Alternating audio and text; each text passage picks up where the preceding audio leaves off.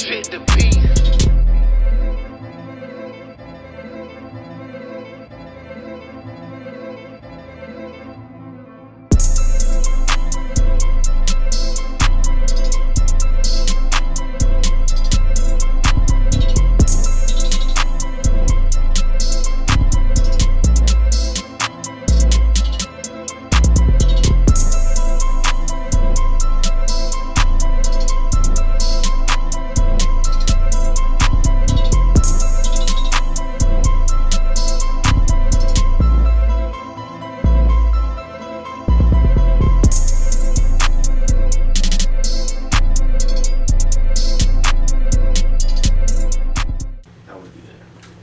Alright, welcome to Doc Nash and the Diamond Heist podcast.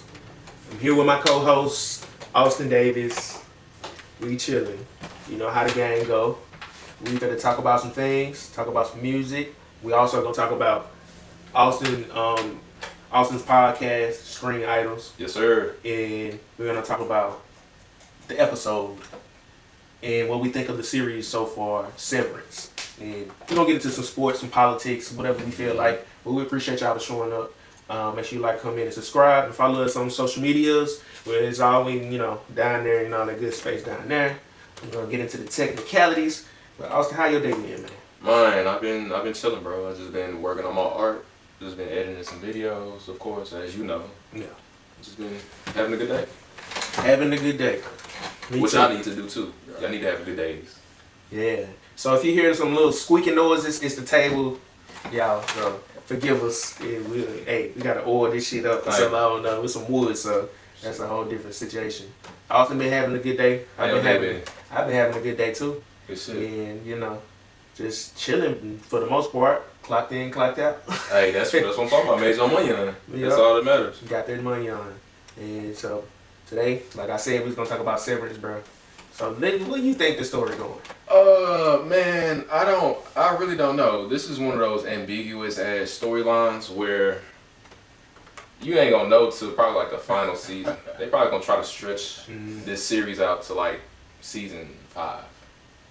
It's a good storyline, and they keep it so ambiguous so they can do that, so they can get like at least 5 seasons. But as far as like what they're doing in Lumen, I don't fucking know. I'm still trying to figure this out. I don't even know what the hell they doing on the computer, to be honest with you. I don't know what the numbers mean. I don't know what none of this shit means, but it does keep you engaged for sure. And that's the mystique about it. You just don't know what the hell's going on. Yeah. And that's why you watch it. And then I feel a lot of people can relate to the show because they got jobs in the corporate world, whether it's a call center or just an office. And everybody's been there before, so it's a super relatable show. Yeah. And if you haven't watched it, y'all probably should check it out. What I think is going to happen is they're trying to, I think the biggest thing that the Ennies could possibly experience besides death, somebody dying on the clock or on duty, it's probably somebody getting pregnant. You feel me? One of the other workers getting pregnant. Yeah. And for one, they have so they're going to probably touch on the issue of, let's say, fraternization. That's what I think it's going to fraternization. Get to a point like, okay, did these folks sterilize these women? De-sterilize these people? Because now you feeling some type of way. If you a worker and your job sterilize you without you knowing, without your permission, and then on your Audi, they don't know, so they can't even build a family no more. You feel what I'm saying? That's kind of messed up, and so that's something to consider. And if they already had this happen at Lumen before, where one of the workers got pregnant by one of the other workers. Yeah. And now they gotta teach her how to go through pregnancy. How are they doing that? And how many times has this happened? Yeah. So where are all the babies? Where are all the babies? That's a good goddamn question. You see what I'm saying? Like where are all the babies? And then you got Miss Wong showing up as a kid. Like, why is a kid in the office? And that's what took me down a rabbit hole. I was like, oh, so it's just not adults. So kids can be separate too. Like, what's going on with this? And I don't know. I feel like it's gonna have. I think where it's going is gonna be somewhere with your subconscious and the best version of yourself.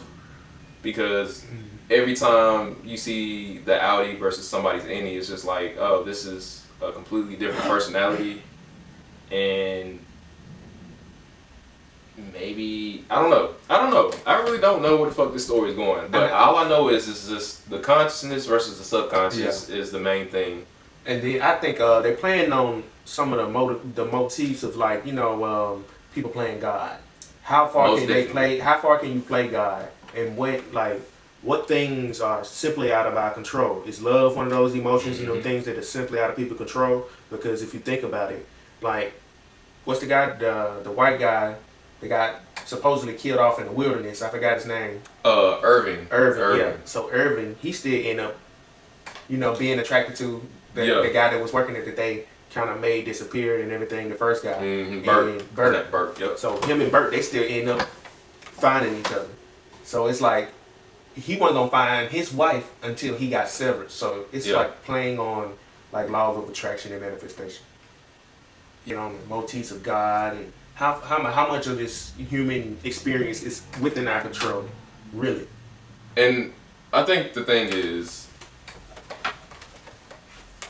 that how much are they playing God and how much are they doing with your free labor, and where is that going towards? And that's the thing, like what is the actual industry? Where is this free labor going towards? Because I don't know. They are playing God in a sense because they can get dual labor from one person, subconsciously and consciously. Because I don't know. Is the Audi doing something while the Indy's doing something? We actually don't know that for a fact. Is that nigga sleep for like 8 hours of the day, 10 hours of the day, 12 hours a day? He got a job. Like what does he do on a daily basis? Because whatever they do to the Indy definitely affects the Audi. So most definitely. And see, that's why I was like, I don't know where the show's going, so because it's so ambiguous, and I don't even think they know where they want to go with the show.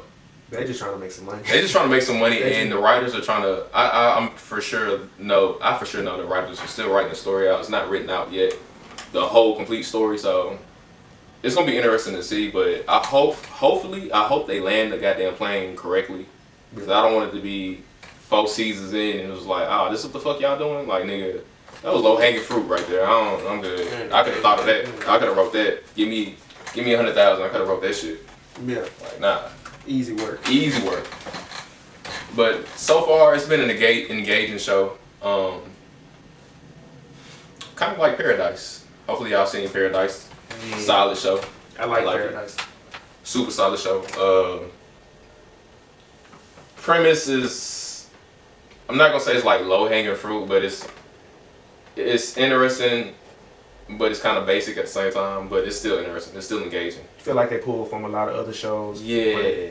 But they still found a way to make those concepts their own. Yeah. In a way. So I think they really Sterling K. Brown making this shit. You feel? Yeah, shout out to him. I feel like he's like the next Denzel. Yeah. I don't give a fuck what y'all say. Like nigga cried, like you feel that shit. Be like, damn, I'm sad too now. No, I'm sad too. Yeah, like, he look like a regular man.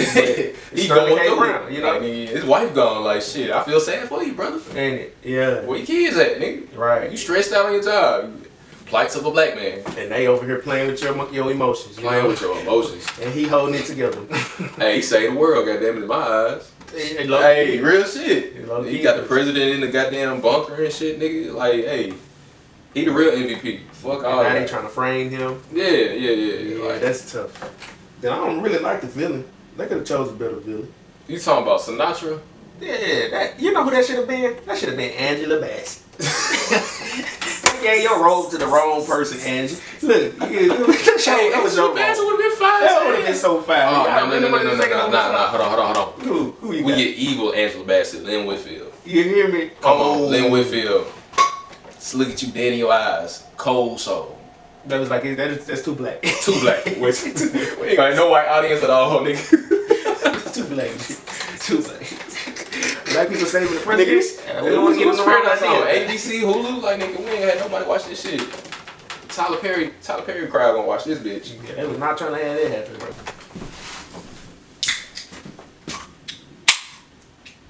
Boy, I look so goddamn drowsy in that goddamn video, bro. The first one? Yeah, I was drowsy as hell, nigga. I was asleep.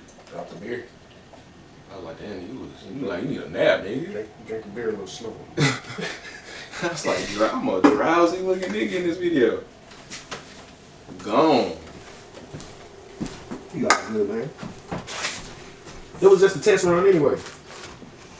You know what I mean? Yeah. I just like making fun of myself. Shit be funny. Today's episode is sponsored by Wendy's.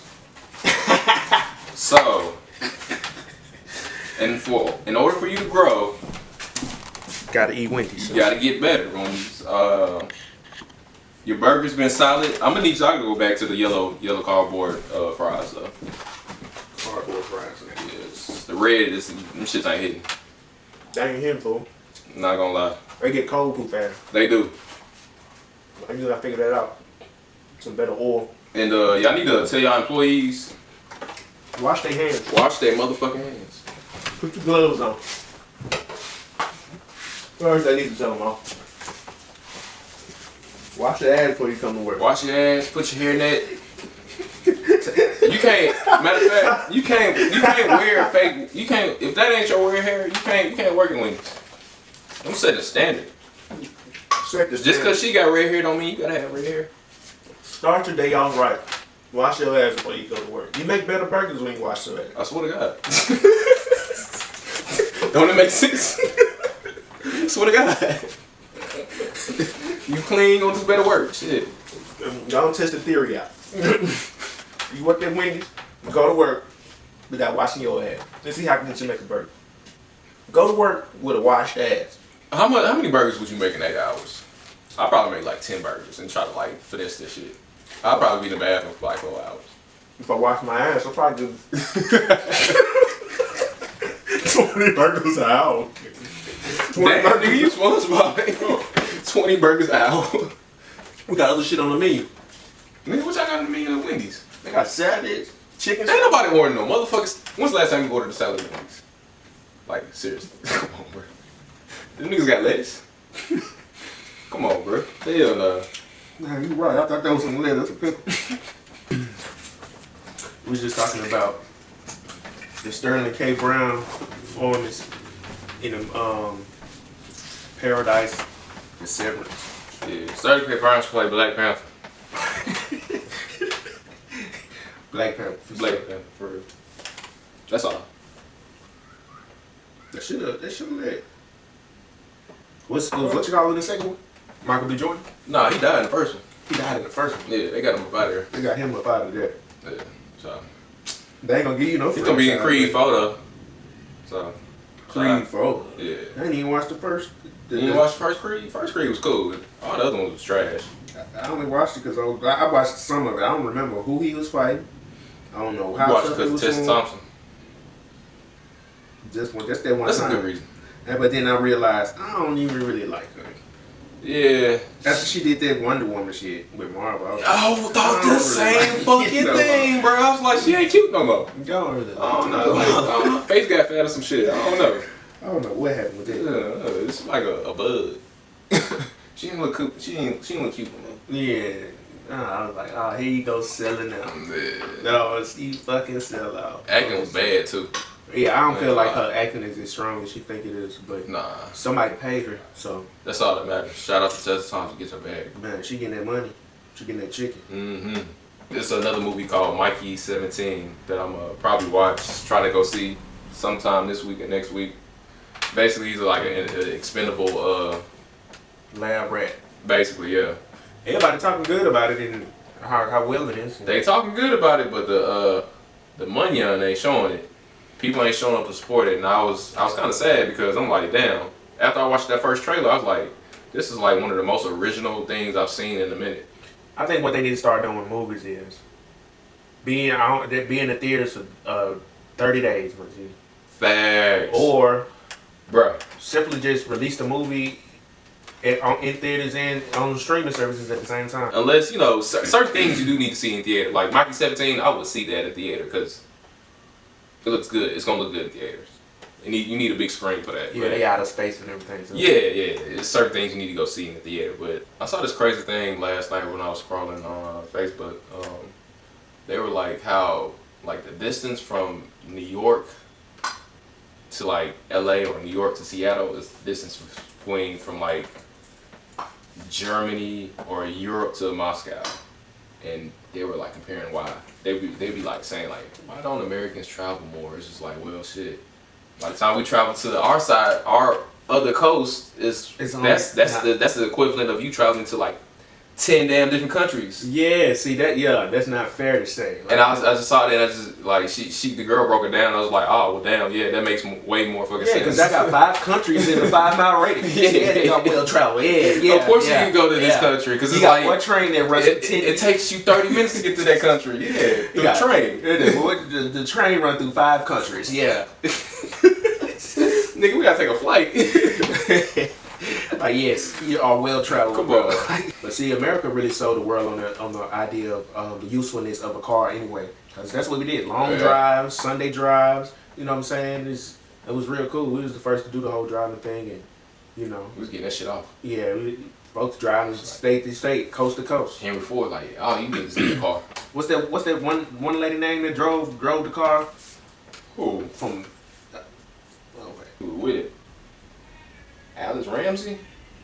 Yeah.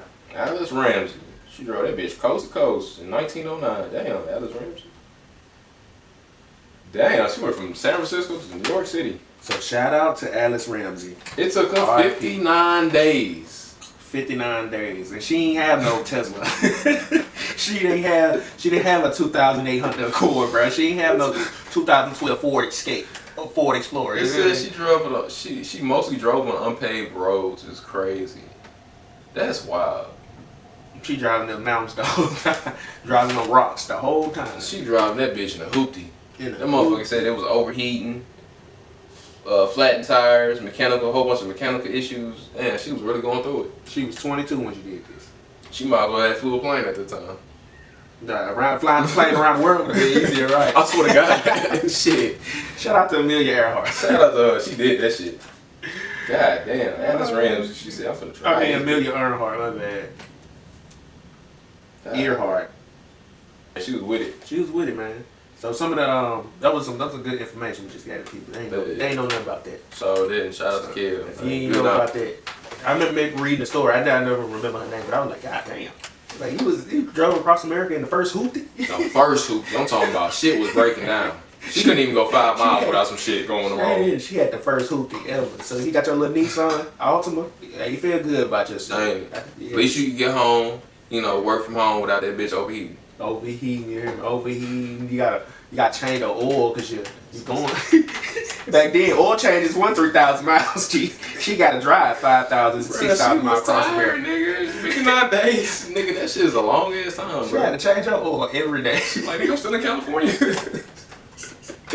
We still in the Bay Area? Like, nigga, get the fuck out of here. What they say she drove? Let me see that. Oh, that's a good fucking question. The Maxwell DA. She had 30 horsepower. She was going 15, boy. She was speeding. She had 30 horsepower, y'all. She was driving a lawnmower. She was a speed demon. With the goggles on. Why she got goggles on, bro? Bugs, probably. She might have took a horse. They said the car itself was a dark green 4-cylinder 30 horsepower 1909 Maxwell DA. They don't even make that shit though. That's not even a company no more. Shout out to Maxwell. Yeah, she was rolling them. You said 30 horsepower? Yes, she did. 30 horsepower. What is how many miles? Nigga, a moped better than that. Facts. Niggas out. I'm doing it because I'm chilling. I ain't gonna lie, bro. I'm doing something so none of you niggas out. I ain't gonna lie. I learned to control my anger. I have too, but some of y'all niggas is hard. I'm gonna tell you what make me angry. Say a video game. That shit make me angry, bro. That shit ain't even fun no more, boy. Like, I'm trying to win in everything I do. I ain't gonna. In everything I do, I don't care what it is, especially video games, because I'm wasting my time. I could be doing something else. Yeah, but you also just, decompressing from the day. But at the end of the day, I can't decompress if I ain't winning. It's nothing like playing an incomplete game, and you know it's incomplete. Like, nigga, why is my character moving this slow? Why is my character doing this and this, that, and the third? It's just like, oh, I gotta pay for the extras that should be already in the game. Yeah. Yeah, we tweaking right now. Nah, I need to know I can kill. I need to know I'm getting these. You know what I'm saying? I'm getting I don't want to say the K word because I want to make sure I'm getting my scores. I'm getting your points. The downs. I'm down. I'm trying to make sure I'm knocking shit down. You hear me? For at least 3-4 games, I'm knocking shit down on purpose. You feel me? I'm winning on purpose. Let me know I'm winning on purpose for a couple games. And after that, I don't mind losing. Not in the video game, but after a couple times, like, let me know what the fuck going on. Let me pay attention. And, cause this shit will show cheat your ass. Man, cause these little kids, man, they will beat your ass. Oh God, and they be talking shit. Bro, pay your ass. Cash money. I'm a grown man. I shouldn't be this man. No damn video game. But since I know it's a little kid on this other side, this motherfucker outsmarting me. I'm looking like, man. Nigga been on this bitch all day. You know where the respawn sites are and everything. You like, alright, bro. Yeah. So if you a kid and you watching this, I just want to let you know, go and get your streaming cracking. Don't even wait. You hear me? Don't wait. Go and get your brand. Go and build yourself up a little bit. And you know what I'm saying? You can throw that on your resume. Yeah, that's a really good one to get your own thing going. And don't listen to your parents. Your parents tell you not to do this shit, just do it, bro. Because at the end of the day, they don't understand because they didn't grow up with it. Simple as that. I wish I would have did this when I was at CBU. Yeah. I wish I would have did this when I had my old apartment. You can't say that though, Kev, because YouTube was completely different. Nah, we was watching this stuff all day. Now, one time we were saying, no. How can I do this? Nah, we were, but I don't know. I did it until I saw y'all did y'all thing. I was like, yeah, damn. But I don't know when niggas. I think we could have had the whole podcast that year when we was doing it. I think either the year before or 2 years before that, niggas was really starting to get paid off that shit. Maybe even 3 years before that, for real. Niggas was starting to get paid off this shit. And then all the old niggas, the OGs who already had like 100 videos, that shit got, you know. Yeah, Gilly and Wallow really showed people the way. Yeah, they did. Drink Champions and who else? It's mad folks and whatever niche you in, like niggas, it's always a OG in that niche, like for real. Now when Joe Rogan got his money, that's when everybody was like, nah, let me get this. Oh, it's real. This money is real. Let me go get something going. Don't compare anything almost. Yeah, but don't compare yourself to Joe Rogan. Because Joe Rogan do that shit every single day. Every time you look up, Joe Rogan got a pod out every day. And he keep his editing to a minimum. That's the thing that make his process easy. So you gotta figure out how to keep your editing to a minimum. He's mastered the part where you just ain't gotta edit too much and just straight conversation, like fluid, none of this heavily edited shit. And that's what we finna do. Exactly. So welcome to Dog Nash and the Dynamite. Yes, sir. Real. So we locked in. Austin, you inspired me to go ahead and get the camera out. Oh yeah, man, this shit fun, bro. I always get the camera out, man. This shit fun and easy and just as good to connect to people. Cause we all be thinking the same shit. Some of the same stuff. For the most part. And that's why I named it the Diamond Heist as well. There's a lot of things that I think about and say to Austin that end up coming to, you know what I'm saying, happening, coming into reality. I ain't gonna say nigga fortune telling and nothing, but I'm just saying how I see the perspective of things when they first start. Yeah. People don't see it that way, and then eventually as time go on, it'll be that like, damn, Kev said that, or it's the same way with him. Be like, damn, Austin said that. You know what I'm saying? We like mini Jesuses. Like little prophets.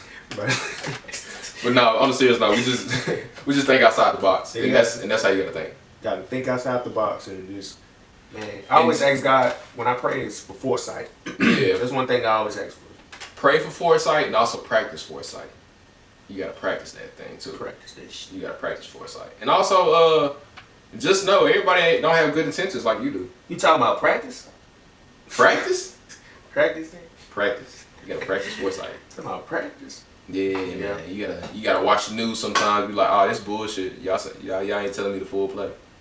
Yeah, and also you gotta believe in time. That means believe that time actually exists. Like, so what that means is if you do something long enough, you will learn it and you will become good at it. Yeah. Right.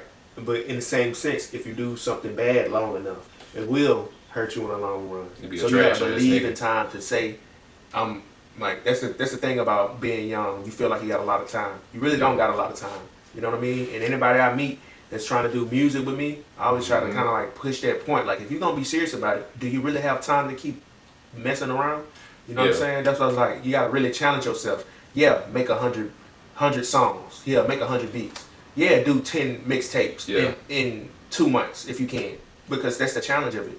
And if you don't challenge yourself, you're really not gonna get nowhere. You're not gonna have anything when you look up. And that's a lot of people are like, damn, that's a lot of work. Really? If you like it, it ain't gonna be shit. Ain't gonna be nothing. That first 100 gonna be a snap of a finger. And also, at the end of the day, don't forget about you. You the main person in this shit. You the main character in your own realm and world. So don't spend so much time on your job and giving 300% on your job, and when you get back home to work on your shit, you give yourself 5%. Like, that's dumb as hell.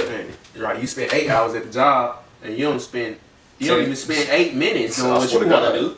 Like, building something for yourself. And I swear to God, if you believe in time, like, you really could just take 15 minutes a day working on your stuff.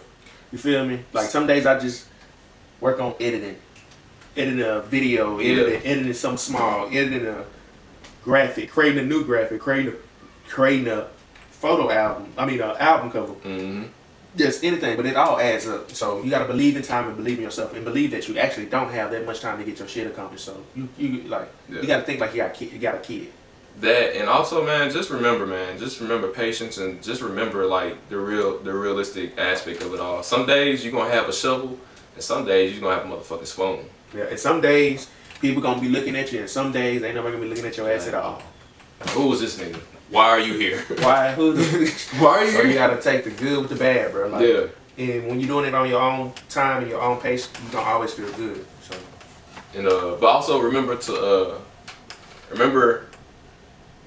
in this world, like, they don't want you to like build a community where you can work within your community. That's a goal. And when you work within your community, your friend group, your family group, your circle. That's how you get some shit moving and popping and like, oh, this is what we should have been doing the whole time. Instead of outsourcing every fucking thing, like going to these jobs and like expecting so much from these things. It's like, nah, nigga. I mean, yeah, if that's your main goal, get your retirement or whatever, the typical play. Get that, do that. But if you trying to, shoot your shot and say, fuck it, I'm finna go for it all. Yeah, do it a little different. And it's gonna feel weird. It's gonna be like, damn, fear of the unknown. Like, damn, this feels weird. Ain't nobody else doing it like that. Well, shit, nigga, do you, nigga? You only got one life, bro. You only got one life in this thing. Do it right. And do it how you want to believe in time. Believe time is real. Like, don't be walking around this motherfucker and not thinking that 30 minutes you wasted just looking at the sky you couldn't have been using to build whatever thing that you've been putting on. Hey, think that. Hey, remember, the shot clock always running. Yeah, it's always running, but it's good to take that time to figure out how to meditate, get a little peace of mind, and that's real. We get into that later. But we want to inspire you to keep going and keep that fire under you, man. Keep that fire inside of you burning, man. Because a lot of people don't understand. Like, it's never too late to start nothing new, bro. Shit the beat.